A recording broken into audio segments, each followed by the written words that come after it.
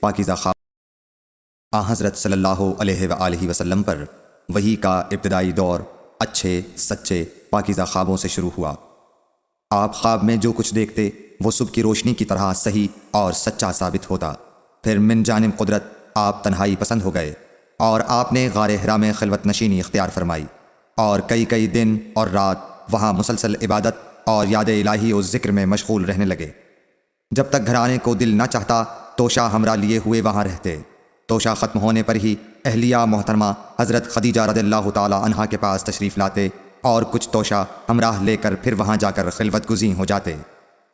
یہی طریقہ جاری رہا یہاں تک کہ آپ پر حق منکشف ہو گیا اور آپ غار حرا ہی میں قیام پذیر تھے کہ اچانک حضرت جبرائیل علیہ السلام آپ کے پاس حاضر ہوئے اور کہنے لگے کہ اے محمد پڑھو۔ آپ فرماتے ہیں کہ میں نے کہا کہ میں پڑھنا نہیں جانتا۔ آپ صلی اللہ علیہ وسلم فرماتے ہیں کہ فرشتے نے مجھے پکڑ کر اتنے زور سے بھینچا کہ میری طاقت جواب دے گئی، پھر مجھے چھوڑ کر کہا پڑھو۔ میں نے پھر وہی جواب دیا کہ میں پڑھا ہوا نہیں ہوں۔ اس فرشتے نے مجھ کو نہایت ہی زور سے بھینچا کہ مجھ کو سخت تکلیف محسوس ہوئی، پھر اس نے کہا کہ پڑھ۔ میں نے کہا میں پڑھا ہوا نہیں ہوں۔ فرشتے نے تیسری بار مجھ کو پکڑا اور تیسری مرتبہ پھر مجھ کو بھینچا، پھر مجھے چھوڑ دیا اور کہنے لگا کہ پڑھو اپنے رب کے نام کی مدد سے جس نے پیدا کیا اور انسان کو خون کی پھٹکی سے بنایا، پڑھو اور آپ کا رب بہت ہی مہربانیاں کرنے والا ہے۔ بس یہی آیتیں آپ حضرت جبرائیل علیہ السلام سے سن کر اس حال میں غار حرا سے واپس ہوئے کہ آپ کا دل اس انوکھے واقعے سے کانپ رہا تھا۔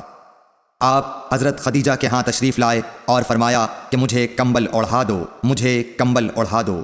لوگوں نے آپ کو کمبل اڑھا دیا۔ جب آپ کا ڈر جاتا رہا تو آپ نے اپنی زوجہ محترمہ حضرت خدیجہ رضی اللہ تعالی عنہا کو تفصیل کے ساتھ یہ واقعہ سنایا اور فرمانے لگے کہ مجھ کو اب اپنی جان کا خوف ہو گیا ہے۔ آپ کی اہلیہ محترمہ حضرت خدیجہ رضی اللہ تعالی عنہا نے آپ کی ڈھارس بندھائی اور کہا کہ آپ کا خیال صحیح نہیں ہے۔ اللہ کی قسم آپ کو اللہ کبھی رسوا نہیں کرے گا۔